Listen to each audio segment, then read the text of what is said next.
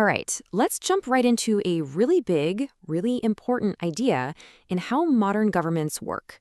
It's this brilliant system that's specifically designed to keep power from getting out of control. We are talking, of course, about checks and balances. I mean, think about it for a second. It's a huge question, right? You give a government all this authority to run a country, to make laws, to have an army. What's to stop it from turning all that power against the very people it's supposed to be protecting? That is the fundamental problem we're going to unpack today. So, before we can even get to the solution, we have to really understand the threat. And that threat has a name: tyranny. And it's almost always born from one thing: the concentration of absolute power. This quote from James Madison, who was a key architect of the US Constitution, just nails it. He's not really talking about a specific evil king or some dictator. He's saying that the structure itself, the very idea of putting the power to make laws, enforce laws, and judge laws all in the same place, that is tyranny, no matter who's in charge. Yeah, this little analogy just makes it crystal clear, doesn't it? It sounds completely ridiculous. There's zero accountability. The system is rigged from the get-go. When one person or one group holds all the cards, there's just no way to challenge them. That's the danger of unchecked power in a nutshell. So what's the first step to taming this beast? Well, the initial idea was actually pretty straightforward. If putting power all in one basket is the problem, then the solution has to be to split it up into different baskets. And this idea, which we largely credit to the philosopher Montesquieu, was to create these different departments of government, each with its own specific job. You know, you don't let the teacher write and grade their own exam. You create separate roles for separate people. And this thinking gave us that classic three-branch model we're all familiar with.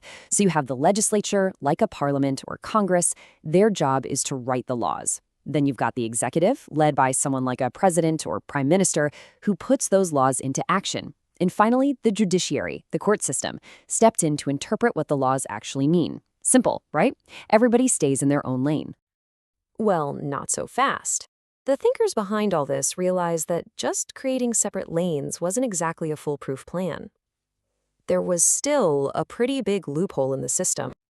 Exactly! What if the legislature starts passing totally unfair laws? Or what if the executive branch starts going way beyond its authority when it's enforcing them? If they're all just in their own little separate bubbles, who's going to stop them?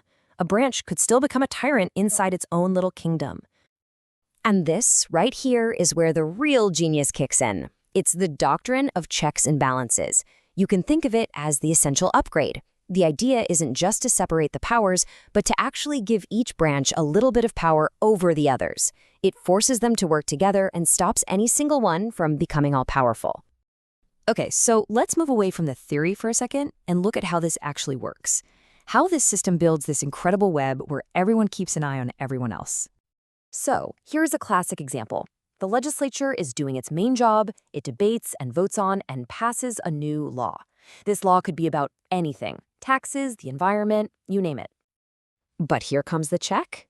The judiciary can take a look at that new law and say, hang on a sec, this law actually violates the basic rights guaranteed in our Constitution.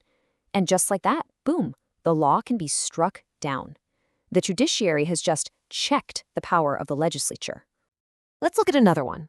In a lot of countries, the executive branch is led by a prime minister, and they have a ton of power to run the day-to-day business of the country. But, and this is a big but, that power is not absolute. The legislature holds a really important check. If they think the prime minister is doing a bad job or has lost their trust, they can call for something called a vote of no confidence. And if that vote passes, the prime minister and their whole government might have to resign. It's a massive tool for accountability. And what's really interesting is that there's no single way to do this. For example, the US has a very strict model where the president is totally separate from Congress. But in India's parliamentary system, the prime minister has to be a part of the legislature.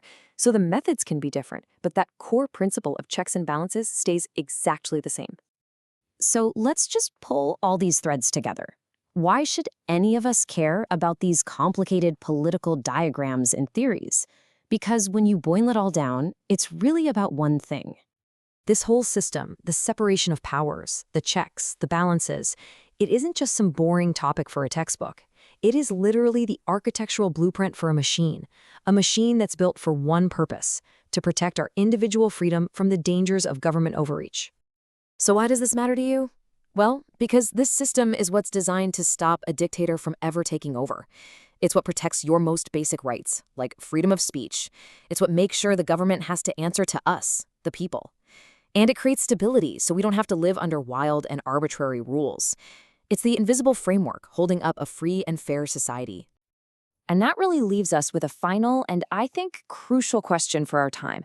This system was designed hundreds of years ago. In our modern world, with its fast-paced politics, deep divisions, and all sorts of new challenges, is this delicate balance still holding up? Is it strong enough to tame power today? Now that's something worth thinking about.